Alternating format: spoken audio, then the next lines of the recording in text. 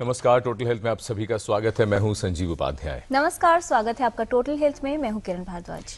G.R.. कमल का एक शेर है, वो कहते हैं कि मेरे नसीब में थी दोस्त तो किताब गलत, कहीं सवाल गलत था, कहीं जवाब गलत। आजकल ये बोर्ड की परीक्षाएं बहुत नजदीक हैं, बहुत से विद्यार्थियों को, छात्रों को शायद ऐसा महसूस हो रहा है। और दूसरी तरफ घर का माहौल कुछ ऐसा है कि बहुत से माँ बाप बच्चों को ये कहते हैं कि भाई देखो, हमने तुम्हारे लिए सब कुछ मुहैया करा दिया है, तुम्हें कोई काम नहीं करना है, तुम्हारे लिए किताबें हैं, तुम्हारे लिए ट्यूशन लगवा दी गई है, कोचिंग सेंटर है, सब कुछ है, तो सिर्फ पढ़ो। और इसके साथ साथ टीवी यानी केबल का कनेक्शन काट दिया गया है, इंटरनेट पे जा नहीं सकते, मोबाइल पर बात करने के वक्त रेडार की तरह माँ बाप उनके आगे पीछे घूम रहे हैं। बच्चे जितने दुखी और परेशान हैं, उनसे ज्यादा उनके माँ बाप। कहते ये हैं कि ये परीक्षाएं जो होती हैं, ये बच्चों की नहीं बल्कि उनके माँ बाप की परीक्षाएं होती हैं। क्या सचमुच ऐसा है? और अगर ऐसा है तो ऐसा क्यों है? और क्या बोर्ड की परीक्षाओं का तनाव इतना अधिक होता है कि जिससे ना तो बच्चे और कभी कभी उनके माँ बाप इतने परेशान हो जाते हैं कि उनको लगता है कि ऐसा होता ही क्यों है? क्या इसी पर ही हमारी जिंदगी का दारोमदार टिका हुआ है? क्या वो छात्र जो बोर्ड की परीक्षाओं में कभी भी अच्छा नहीं कर पाए, क्या उसके बाद उनकी जिंदगी में कुछ भी अच्छा नहीं हुआ?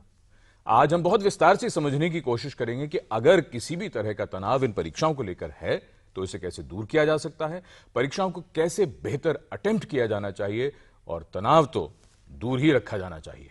जी हाँ, लेकिन विशेषज्ञ ये भी कहते हैं कि कभी कभी थोड़ा सा तनाव कुछ अच्छा भी होता है, शायद उससे परफॉर्मेंस बेहतर हो जाती है। तो ये भी खास तौर से समझेंगे कि तनाव कब चिंता का विषय बनना चाहिए या कब जरूरत होती है किसी विशेषज्ञ के पास जाने की। तनाव से कैसे आप बचाव कर सकते हैं, ये जरूर समझेंगे अपने विशेषज्ञों से। लेकिन उससे पहले, जब बोर्ड की परीक्षा की बात हो रही है तो बहुत से लोगों का मानना है कि बोर्ड की परीक्षा में अच्छे नंबर लाना बेहद जरूरी है। क्या वाकई इसकी इतनी इम्पोर्टेंस होनी चाहिए? क्या इसका मतलब ये है कि अगर अच्छे नंबर नहीं आते हैं तो सब कुछ समाप्त हो गया, या फिर इसके आगे कुछ और भी मंजिल हो सकती है? बहुत सी बातें हैं आज विषय पर चर्चा करने के लिए, लेकिन चर्चा की शुरुआत करें उससे पहले ये समझ लेते हैं कि बोर्ड की परीक्षा जब तनाव के रूप में सामने आती है तो उसका क्या प्रभाव होता है किसी भी छात्र पर।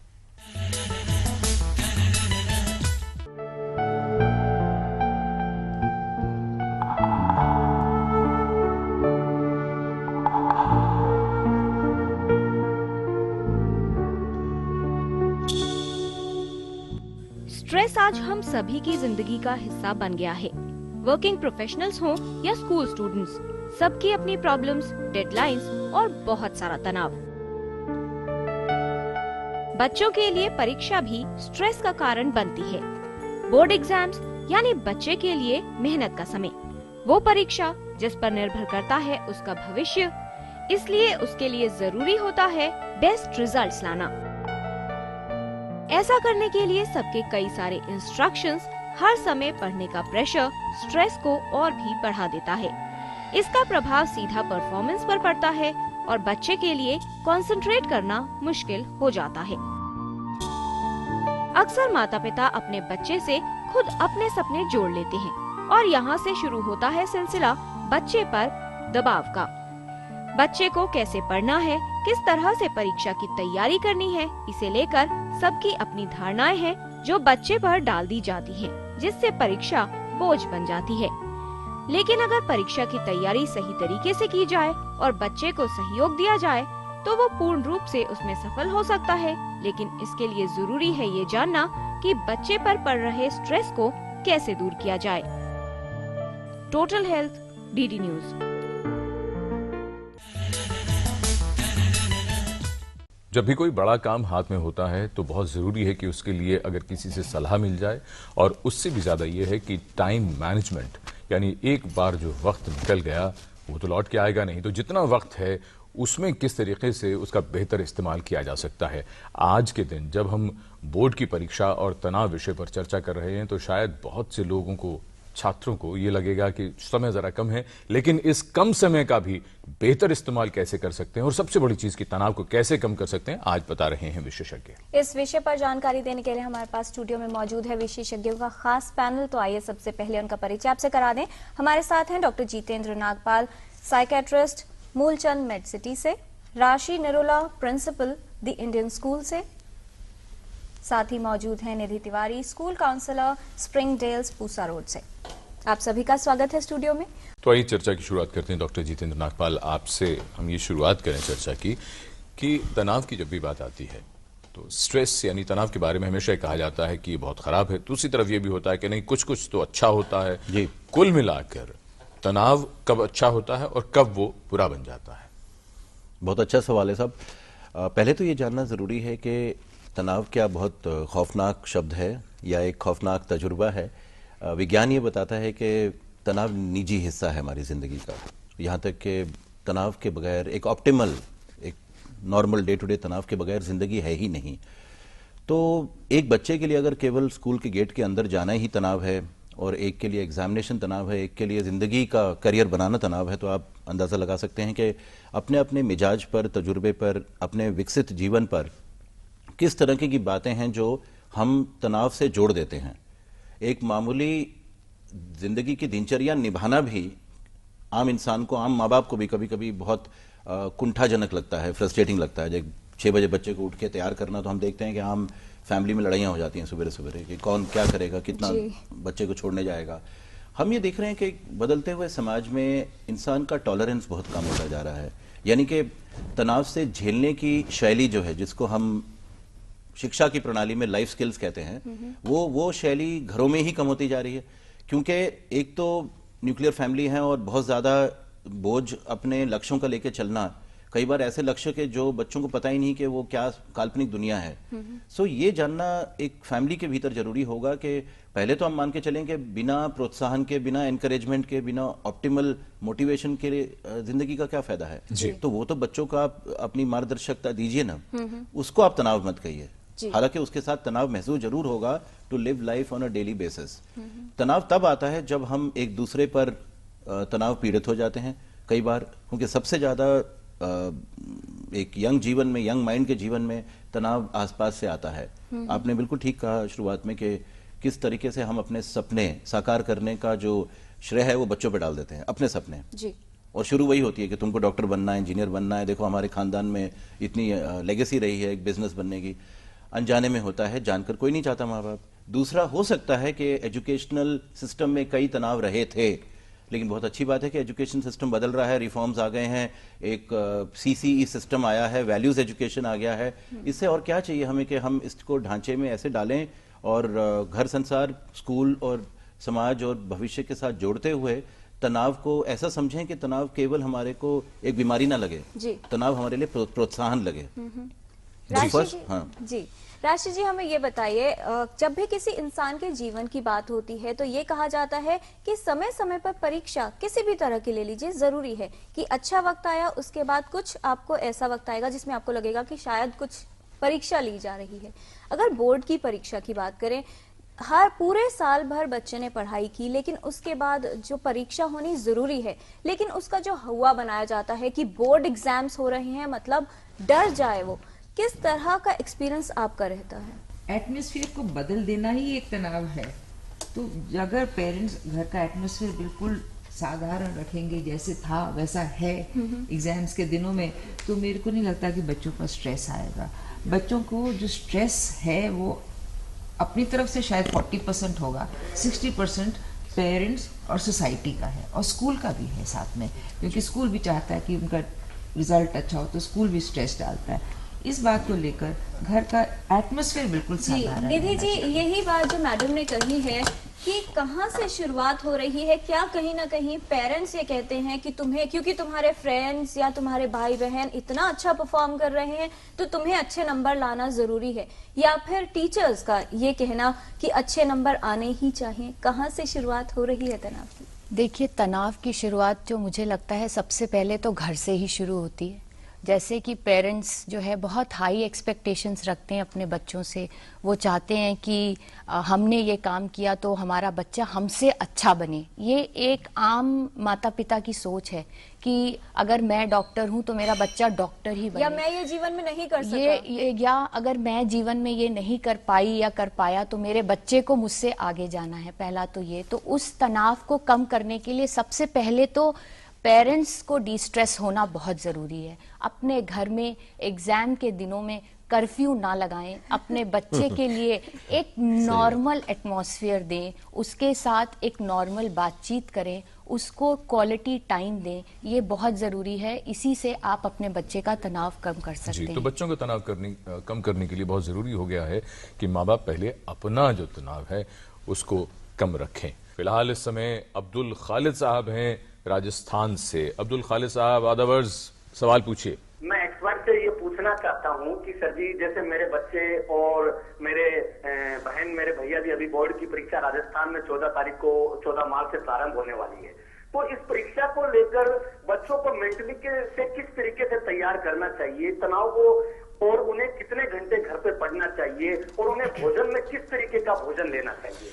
जैसे मैं मेरी तैयारी के रूप में बता देता हूँ कि बच्चों को जैसे इस समय में बादाम खिलाने चाहिए, बच्चे को टेलीविजन से रोकना चाहिए, और इस तरीके से उन्हें किस तरीके का भोजन करना चाहिए ताकि वो उनके हेल्थ को भी बनाए रखे, उनमें उनके शरीर में ऊर्जा बनाए रखे, उनके शरीर को जो तनाव को दूर रखे, उन्हें किस तरीके की तैयारी करनी चाहिए रखिए सर जी, मैं एक्सपर्ट से जानना चाहता हूं। बहुत बढ़िया, आपका सवाल बहुत अच्छा है और जितने सवाल आपने पूछे उन सबका जवाब एक साथ तो नहीं, पूरे कार्यक्रम में मिलता रहेगा।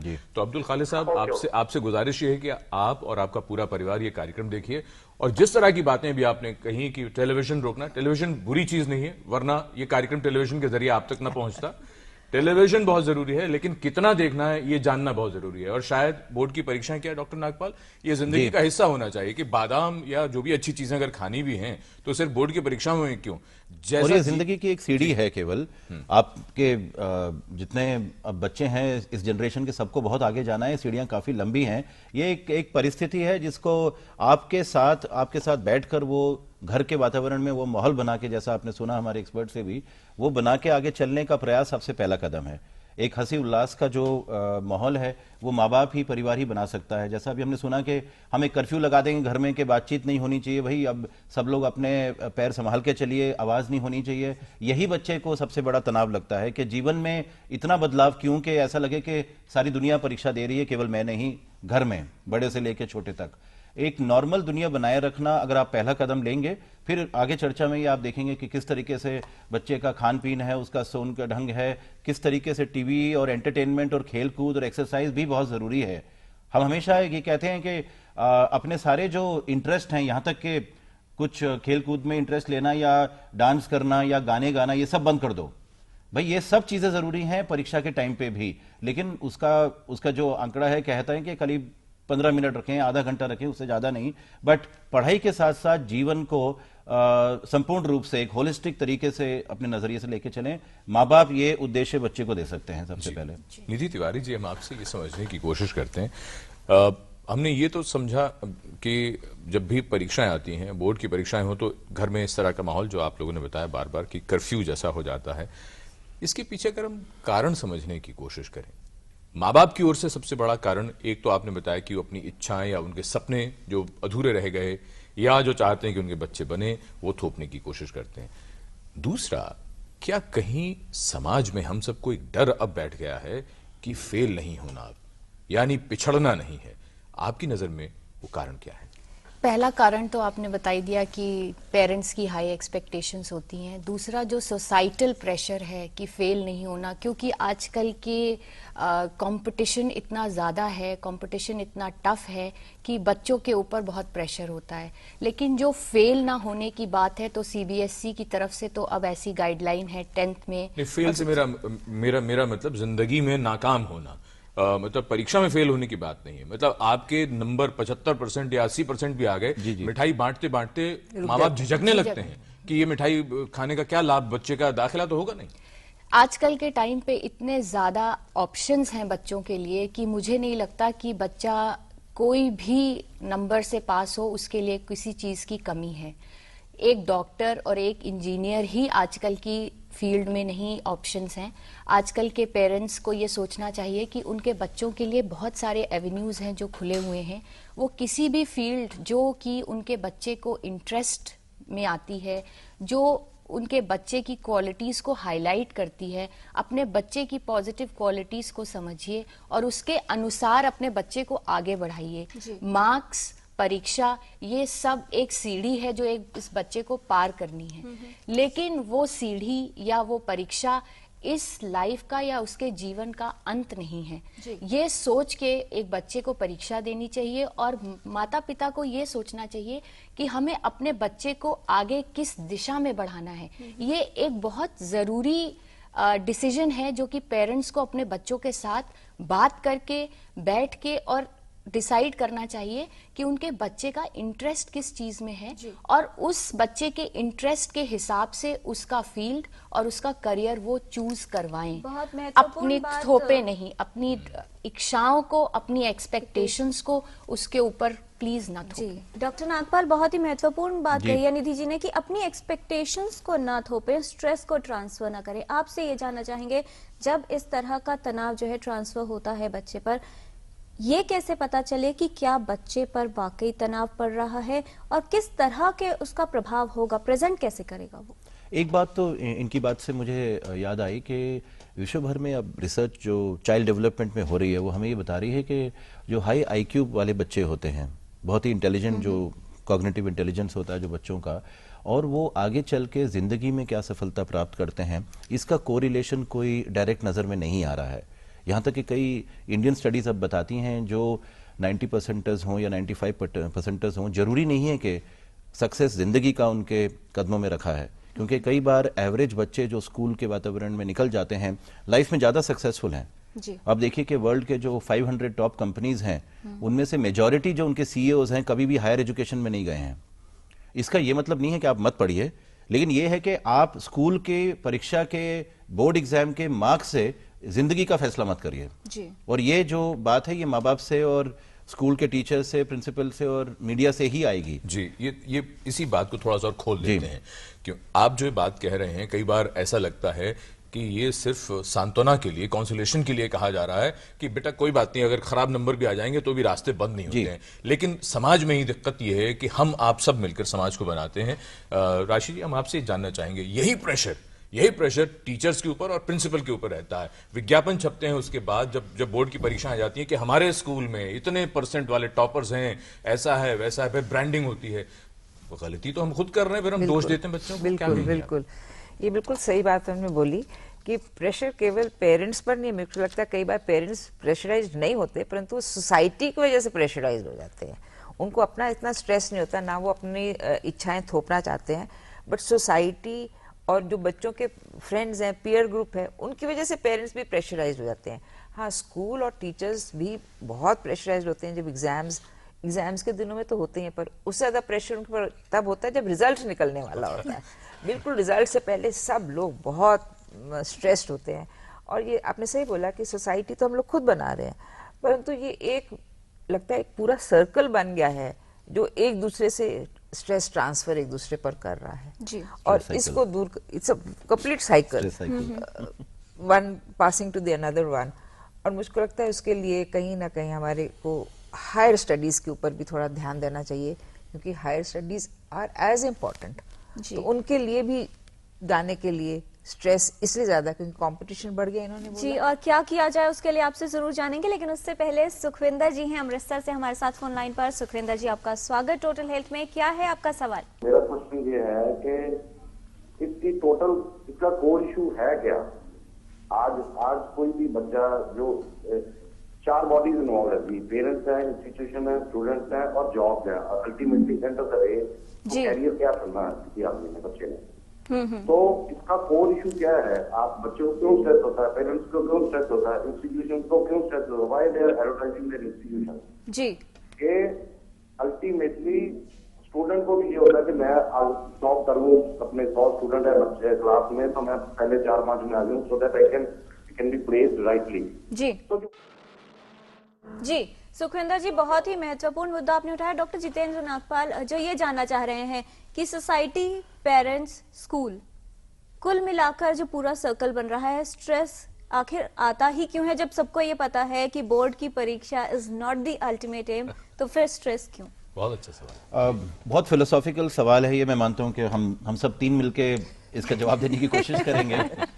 लेकिन आपने एक नया दरिया सोच विचार का शुरू कर दिया है।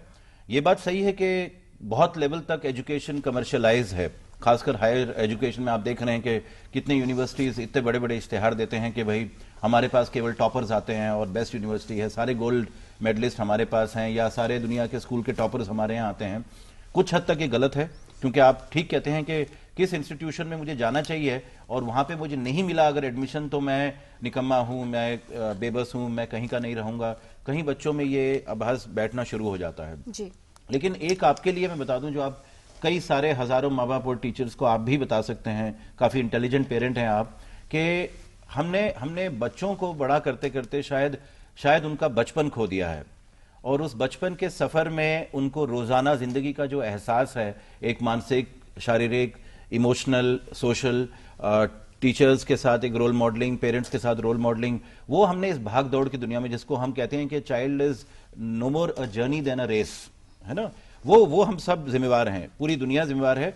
तो हम अगर बैठ के बच्चे के हर साल, यानी कि सिर्फ बोर्ड एग्जाम के बच्चे नहीं, छोटे बच्चों से लेकर उनके बचपन को समझना, उनके बचपन के साथ बैठ के खेलना, उनकी जिंदगी में शामिल हो जाना, बच्चों के साथ बच्चे बन जाना, ये सब बातें अब आने वाले समय में पेरेंट्स को समझनी होंगी। और पेरेंटिंग के लॉज बदल रहे हैं। अब वो रहा नहीं कि भाई किसी ने डिसाइड कर लिया कि इस घर में ऐसा चलेगा तो बस वही चलेगा। अब माँ बाप ये मान रहे हैं कि बच्चे भी हमारे पेरेंट्स हैं, बच्चों से भी हमने बहुत कुछ सीखना होगा, जिंदगी के कई पहलू सीखने होंगे, और कहीं ना कहीं तनाव को मुक्त करने के लिए बच्चों से सीखना होगा। The smile on the child is sometimes the smile for the parents. और अगर हम ये लेके चलें, पर्पस ऑफ एजुकेशन और purpose of going to school is basically कि बच्चे को हम जिंदगी में क्या करना है अपने मन से, अपने लगाव से, अपने प्यार से, उसके लिए दिशा दिखाएं, ना केवल कि तुम्हें बोर्ड एग्जाम में इतने मार्क्स आने हैं और क्योंकि राहुल और अनीता ये कर रहे हैं जिंदगी में जो हमारे पड़ोस में रहते हैं, तुम्हें भी वही साकार करना है। वहां पर बच्चा एक नैरो जिंदगी देखने लगता है और तनाव से पीड़ित होकर फिर एक सोसाइटी में तनाव पैदा होता है। जी, ये एक बहुत अच्छी बात है कि सिर्फ किसी एक लक्ष्य को ही लक्ष्य ना माने, बल्कि छोटे छोटे लक्ष्यों को प्राप्त करते हुए आगे बढ़ते चलें, मंजिल पता नहीं कहाँ आएगी। अब आपसे ये समझने की कोशिश करें, क्योंकि कार्यक्रम में ऐसा लग रहा है कि बातें तो बहुत हो सकती हैं, लेकिन बच्चे बहुत इंतजार कर रहे होंगे ये समझने के लिए। आज 17 तारीख की सुबह हम ये चर्चा कर रहे हैं, क्या करें वो, अब जो दिन बचे हैं, अगर बहुत अच्छी तैयारी हो चुकी है तब, और अगर तैयारी जरा अभी बाकी है तो क्या करना चाहिए? आपसे शुरू करते हैं तिवारी जी। इस टाइम पे जबकि बहुत थोड़े दिन रह गए हैं बोर्ड की परीक्षाओं के लिए, तो ये टाइम बच्चों के लिए बेसिकली, अगर उन्होंने पूरे साल बहुत अच्छे से हर चैप्टर को और हर सब्जेक्ट को पढ़ा है, तो ये टाइम उनका रिवीजन का टाइम होता है आइडियली। तो बेसिकली इस टाइम पे उनको अपने सिलेबस को रिवाइज करना चाहिए, और रिवाइज करते वक्त वो ये ध्यान रखें कि जो मेन पॉइंट्स हैं उनको हाईलाइट करें, अपने बुलेट पॉइंट्स बना लें। दूसरा बहुत ज़रूरी बात जो इस टाइम पे बच्चों को ध्यान रखनी चाहिए, वो है प्रैक्टिस ऑफ सैम्पल पेपर्स। जो सैम्पल पेपर्स मिलते हैं उनकी प्रैक्टिस, रिटन प्रैक्टिस प्रॉपर तरीके से करनी चाहिए। जैसे कि वो बोर्ड की परीक्षा में 3 घंटा बैठते हैं परीक्षा को लिखने के लिए, बिल्कुल उसी तरीके से वो घर पे 3 घंटा बैठ के उन प्रैक्टिस पेपर्स को करें, जिससे कि उनको ये अंदाजा हो जाता है कि उनके वीक एरियाज क्या हैं और उनके स्ट्रॉन्ग एरियाज क्या हैं पेपर करते वक्त। क्योंकि ये सैम्पल पेपर अलग अलग तरीके के होते हैं, अलग अलग पैटर्न पे होते हैं, अलग अलग डिफिकल्टी लेवल के होते हैं, तो इससे उनको अपनी प्रिपरेशन का अंदाजा हो जाता है और अकॉर्डिंगली वो उस सब्जेक्ट को और पॉलिश कर सकते हैं। जी राशि जी, जिस समय बच्चा घर पे पढ़ने के लिए बैठता है, कुछ पेरेंट्स कहते हैं कि जल्दी उठ के ही पढ़ो क्योंकि माइंड फ्रेश होता है, लेकिन कुछ बच्चे लेट नाइट पढ़ना भी प्रेफर करते हैं। लंबे समय तक बैठ रहे हैं, किस तरह का एनवायरनमेंट रखें और कौन सी चीज़ों का ध्यान रखें? ये एक मेरे को ये पेरेंट्स की बात समझ में नहीं आती है कि अपना टाइम बच्चों को डिसाइड करने दें। अगर वो कंफर्टेबल फील करता है कि रात को पढ़े तो पढ़ने दें, सुबह उठना है तो पढ़े। पर मैं ये कहना चाहूँगी कि जब भी पढ़े 1-1.5 घंटा पढ़े, उसके बाद शॉर्ट ब्रेक ले। अभी पूछा था किस तरीके का खाना खाएं, तो अगर पेरेंट्स उनके पास एक बॉटल में बादाम, किशमिश वगैरह कुछ रख दे तो पढ़ते समय वो भी खा सकते हैं, which is a very good distressing thing. दूसरा, 1-1.5 घंटा पढ़ने के बाद 8-10 मिनट का अगर ब्रेक ले, उस ब्रेक में अगर बच्चा टेलीविजन देखना चाहता है, किताब पढ़ना चाहता है, मैगजीन पढ़ना चाहता है, खेलना चाहता है, गाने सुना, जो भी करना है तो उसको करने दें, और इसी को लेकर पेरेंट्स को स्ट्रेस नहीं होना चाहिए। सेकेंडली, निधि जी ने बोला कि 3 घंटा पढ़ना चाहिए, पेपर करना चाहिए जी। मैं सोचती हूँ कि एक अलार्म क्लॉक लगा लें 3 घंटे का, और तब देखें कि ये 3 घंटे उनका पेपर पूरा हुआ कि नहीं हुआ। जो वीक पॉइंट्स हैं उनके ऊपर इस टाइम ज्यादा ध्यान ना दें, क्योंकि they will be spending too much of time weak subject को ज्यादा करने के लिए, और जो एवरेज और स्ट्रॉन्ग पॉइंट्स हैं उनको इतना स्ट्रॉन्ग कर लें कि उसमें कम से कम उनके फुल मार्क्स या अच्छे मार्क्स आ सकें। सो आई थिंक टाइम बच्चों को निर्धारित करने दें, सुबह पढ़ना है, दोपहर में पढ़ना है, रात में पढ़ना है, अपने अपने हैबिट्स और अपने अपने बायोलॉजिकल सिस्टम के हिसाब से वो अपना टाइम निर्धारित कर सकते। राशि जी, ये जो बात हो रही है प्रिपरेशन की, इसके अंदर बहुत बार बच्चों को ये लगता है कि मैंने तैयारी की, सब कुछ याद है, लेकिन जब मैंने पेपर लिखना शुरू किया, जब मैं सैम्पल पेपर सॉल्व करने की कोशिश करता हूँ तो वो याद नहीं रहता जो मुझे शायद अभी तक लग रहा था कि याद है। ये भी क्या एक तरह का स्ट्रेस है? बिल्कुल, ये तो बहुत बड़ा स्ट्रेस है। आते हुए भी ऐसा लगता है कि मुझको कुछ नहीं आ रहा है। उसके लिए आई थिंक सबसे अच्छा बात है कि बच्चों को थोड़ा टाइम मेडिटेशन पर भी स्पेंड करना चाहिए, कंसंट्रेशन इंक्रीज करने के लिए। और जब उनकी कंसंट्रेशन इंक्रीज हो जाएगी तो उनको ऐसा नहीं लगेगा कि मैं भूल रहा हूँ अपना जो पढ़ा हुआ है जी। तो प्रिपरेशन के समय, करते समय, जैसे निधि जी ने बोला, पॉइंट्स बनाएं, बुलेट्स लिखें, और एग्जाम से पहले, एक दिन पहले, केवल वो पॉइंट्स और वो हाईलाइटेड अगर पढ़कर जाएंगे तब उनको लगेगा कि हाँ मुझे आता है। पर जब बहुत लंबे लंबे आंसर्स एकदम से याद करने की कोशिश करते हैं, वहां पर वो बच्चे जो है भूल जाते हैं। यही एक बात आती है इन दिनों में, जब बात आती है विज्ञापनों की, तो ये बड़े विज्ञापन आते हैं कि फला दवाई लीजिए, उसे यादाश्त बढ़ाइए। क्या कहना चाहेंगे ऐसे लोगों के लिए? अच्छा, निधि जी आप बताइए। ये जो विज्ञापन आते हैं कि ये दवाई खाइए, मेमोरी प्लस खाइए और ये खाइए, इससे मेमोरी बढ़ेगी, ऐसा कुछ भी नहीं है मेरे हिसाब से। कि बच्चे को खुली हवा और फ्रेश एयर में थोड़ा सा वॉक करना ज़रूरी है। कंसंट्रेशन बढ़ाने के लिए बहुत अच्छी एक्सरसाइजेज आती हैं जिनको वो कर सकता है। डीप ब्रीदिंग करनी चाहिए। अगर उसको एरोबिक्स में इंटरेस्ट है तो एरोबिक्स करे, उससे बॉडी का ब्लड सर्कुलेशन अच्छा रहता है। लाफिंग एक्सरसाइजेज आजकल होती हैं। लाफिंग एक्सरसाइज करने से आई थिंक डॉक्टर नागपाल बताएंगे कि एक एंडोर्फिन चीज है जो हमारी बॉडी से रिलीज होती है। उससे हमारा एक तो इम्यून सिस्टम बढ़ता है और दूसरा ब्रेन की स्टिमुलेशन अच्छी होती है। तो मैं ये सजेस्ट करूंगी कि ये सब दवाइयां लेने से अच्छा है आप ये एक्सरसाइजेस करिए। कंसंट्रेशन बढ़ाने के लिए बहुत छोटी छोटी सी एक्सरसाइजेज हैं, बहुत सारी एक्सरसाइजेज हैं। मैं उनमें से एक छोटी सी एक्सरसाइज आपके बच्चे को बता सकती हूँ कि हर बच्चे की स्टडी टेबल पे एक क्लॉक रखा होता है, वॉच रखा होता है। 5 मिनट के लिए उसके सेकंड्स हैंड को मूव करता हुआ वो बच्चा देखे, कुछ ना सोचे। जब वो सेकंड्स का हैंड क्लॉक में मूव कर रहा है तो उस बच्चे को कुछ ना सोचते हुए अपनी आंखों को उसके सेकंड्स हैंड के मूव करने की दिशा को ही देखना है। ये एक्सरसाइज वो दिन में अगर एक बार 5 मिनट के लिए करता है और 5 हफ्ते तक इस चीज को रिपीट करता है तो मैं मानती हूँ कि कंसंट्रेशन उसका इतना स्ट्रांग होगा कि शायद वो जो चीज उसने पढ़ी है वो कभी नहीं ये तो सभी को काम आएगी। बिल्कुल सभी को टेलीविजन एंकर्स को भी काम आएगी अपनी स्क्रिप्ट याद करने में। बिल्कुल बिल्कुल तमाम पढ़ाई लिखाई में। बहुत अच्छी बात ये उभर के आ रही है कि पहले तो हम ये मान के चलें कि बचपन और बच्चे कुदरत का सबसे सुंदर प्रतीक हैं जी, इज़न्ट इट? तो लेकिन इत्तेफाक से बच्चों को ही कुदरत से धीरे धीरे दूर होते हुए देख रहे हैं हम। एक यंत्रों की दुनिया में मोबाइल है, इंटरनेट है, फेसबुक है और तमाम खेल के मैदान आप दिल्ली में ही देख लीजिए, सिकुड़ते जा रहे हैं, काफी सिकुड़ते जा रहे हैं। लंबी लंबी बिल्डिंग्स बन रही हैं और इंटरेस्ट माँ बाप का भी शायद, चलो भाई अब ये खेलना कूदना बंद, अब बोर्ड एग्जाम आ गया है। बात ये आती है कि जो रिलैक्सेशन है माइंड का, कई बार बच्चे भी मानते हैं कि केवल पढ़ाई से मेरा माइंड रिलैक्स हो जाता है। ऐसा नहीं है कि मेरे को किताबें छोड़ के भागना है कहीं खेल कूद के लिए। लेकिन हमारा जो माइंड है वो एक टॉलरेंस के लेवल तक पहुंच जाता है। जैसा भी निधि जी ने बताया कि 1-8 घंटे के बाद सिर्फ आप अगर हल्की, गहरी और लंबी सांसें भी ले लें, जिससे ब्रेन के कुछ केमिकल्स स्टेबलाइज हो जाते हैं, जैसे डोपामिन है, ऑक्सीटोसिन है, इनको भी हम हैप्पी केमिकल्स बोलते हैं।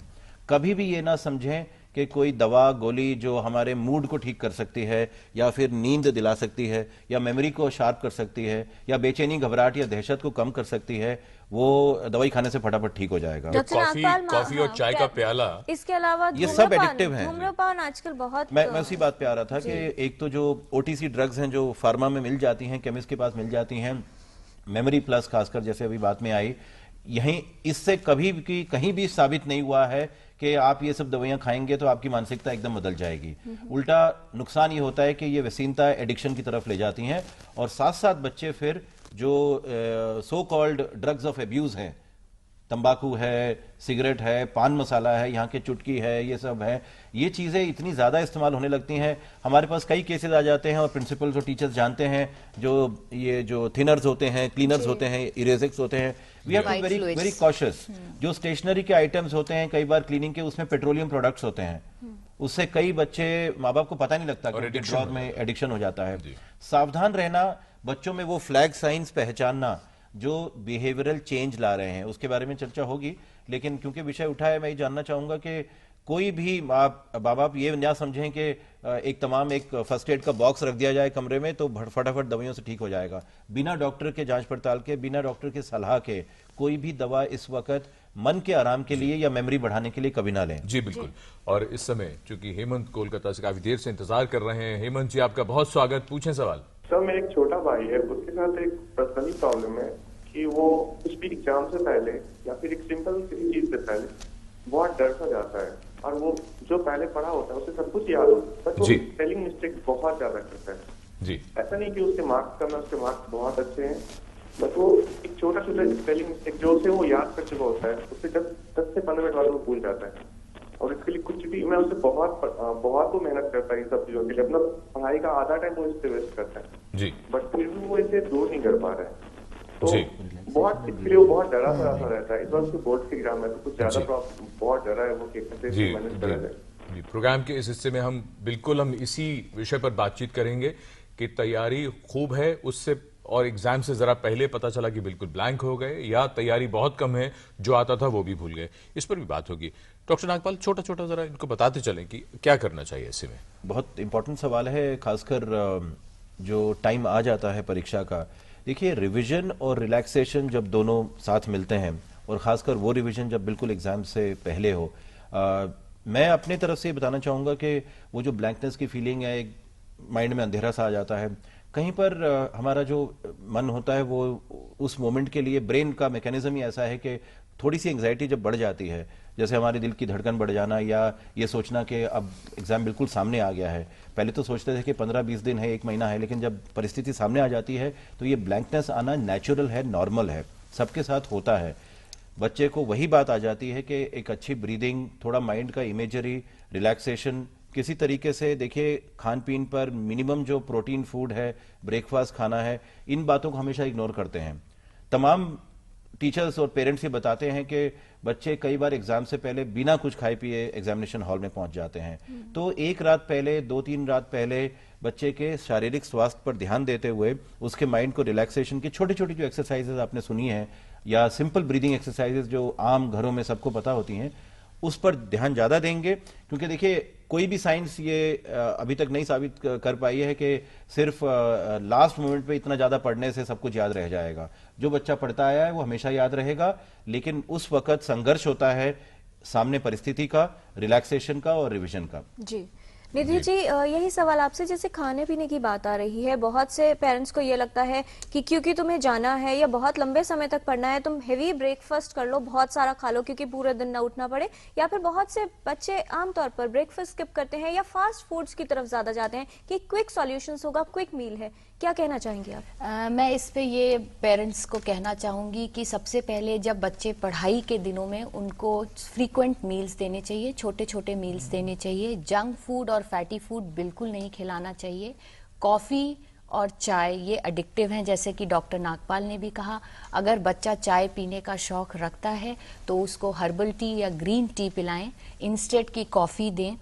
और छोटे मील्स में आपके जो मील्स होने चाहिए वो 6 मील्स अ डे का ब्रेक बनाइए, 3 मील्स नहीं होने चाहिए, क्योंकि 3 मील्स अगर एक दिन में बच्चा लेगा तो वो हैवी हो जाएगा। उसको छोटा छोटा 6 मील्स अ डे आप उसको खिलाइए। अगर आपके बच्चे को स्टमक में कुछ प्रॉब्लम होती है एग्जाम टाइम जाने से पहले, तो कभी भी उसको दूध पिला के या मिल्क का प्रोडक्ट देके ना भेजें, वो उसके लिए प्रॉब्लम होगी। एनर्जी ड्रिंक्स भी काफी इस्तेमाल की जा रही हैं, कितनी बेहतर है ये? एनर्जी ड्रिंक्स, एरिएटेड ड्रिंक्स, ये सब कुछ नहीं देना चाहिए। उसकी जगह आप घर पे निकाला हुआ फ्रेश जूस उसको पिलाएं। और अगर बच्चा एग्जाम टाइम में जाने से पहले ये बोलता है कि मैं कुछ नहीं खा के जाऊंगा, तो वो एक बहुत ही गलत चीज को आप बढ़ावा दे रहे हैं।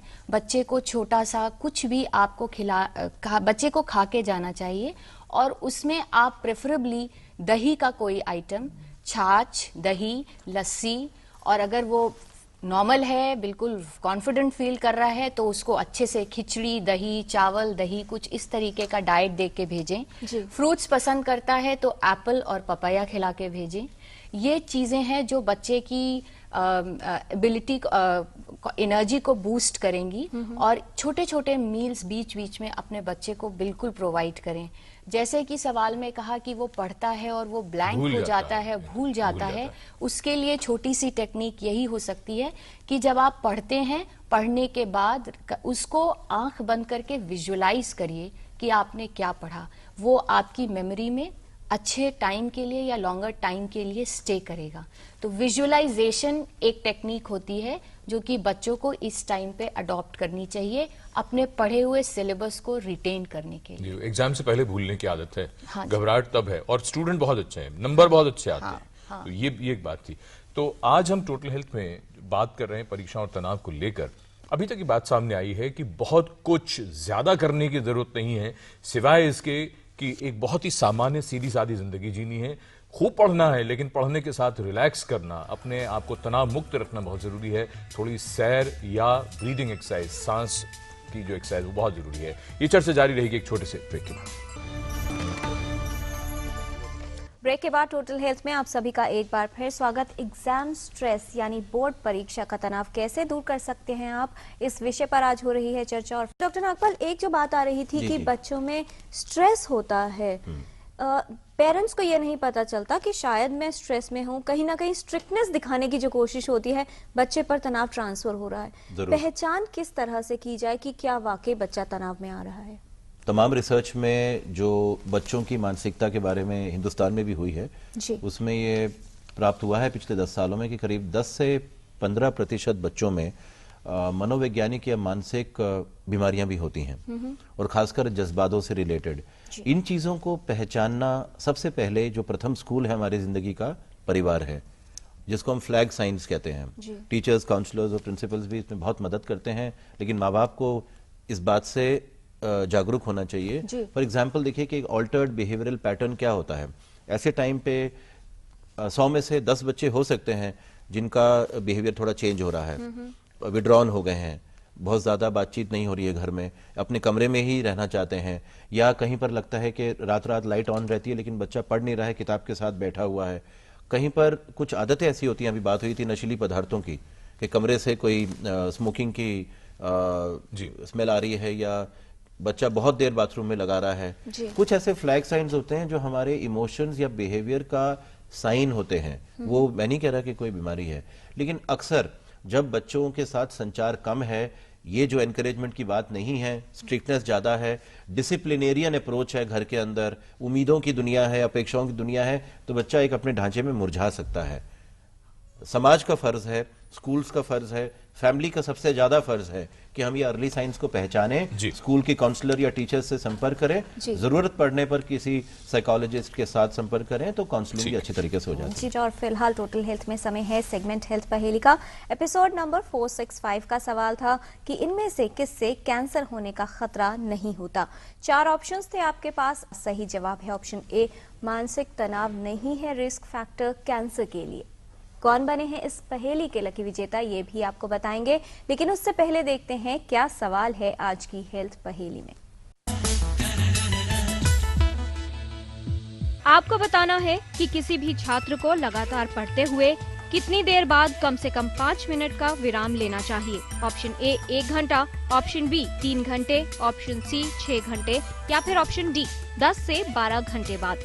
आप अपने जवाब हमें 2 मार्च तक भेज सकते हैं। हमारा पता है total health, DD news, room number 228, tower B, Doordarshan Bhavan, Mandi house, Copernicus Marg, new Delhi 110001 या ईमेल कर सकते हैं totalhealth@dd.nic.in पर।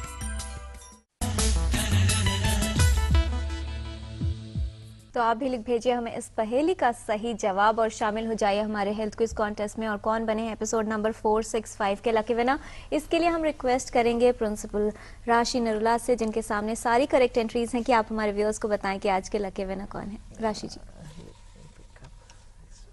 दिल्ली के बाहर होते वेरी गुड। प्रिंस देवांगन। इनको बहुत बधाई। अब हम ऐसा करते हैं, अमूमन ये वक्त होता है रैपिड फायर का, लेकिन आज रैपिड फायर न करके हम कुछ आपसे रैपिड टेक्निक्स या टिप्स ले लेते हैं, वो बल्कि ज्यादा अच्छा रहेगा। तो डॉक्टर नागपाल, आपने हमको रेड फ्लैग्स हमको फ्लैग साइंस बता दिए कि मतलब वो क्या क्या होते हैं। राशि नरुला जी, आपसे हम ये समझने की कोशिश करते हैं, बहुत संक्षेप में बताते चलिएगा, रिविजन टेक्निक क्या फॉलो करनी चाहिए इस वक्त बच्चों को? रिवीजन टेक्निक में वही अपने पॉइंट्स जो आपने लिखे हैं डायरी या नोटबुक में वो पढ़िए। अपना विजुअलाइजेशन जो निधि जी ने बताया था उसको एक बार फिर से अपने दिमाग में दोहराइए जी कि आपने क्या क्या पढ़ा और वो पॉइंट्स क्या हैं। इम्पॉर्टेंट चैप्टर्स के जो मार्क्स जिनके ज़्यादा हैं उनके ऊपर ज़्यादा ध्यान देकर उनको जल्दी से पढ़ लें। परंतु मैं ये कहना चाहूँगी एग्ज़ाम वाले दिन सुबह एग्जाम में चलते चलते पढ़ाई मत करें, क्योंकि उसकी वजह से बहुत तनाव हो जाता है। आप रात में पढ़ लीजिए, अच्छी स्लीप लीजिए, नींद पूरी करना भी एक दिन पहले बहुत जरूरी है जी। इसको पूरा करें और अपना सारा जो भी आपका टिप्स लास्ट मिनट के पॉइंट्स हैं उनको याद कर लें। एग्जाम से पहले 2 घंटा कुछ पढ़ाई मत करें जी। निधि जी, टाइम मैनेजमेंट किस तरह से हो, कौन सी बातों का ध्यान रखें?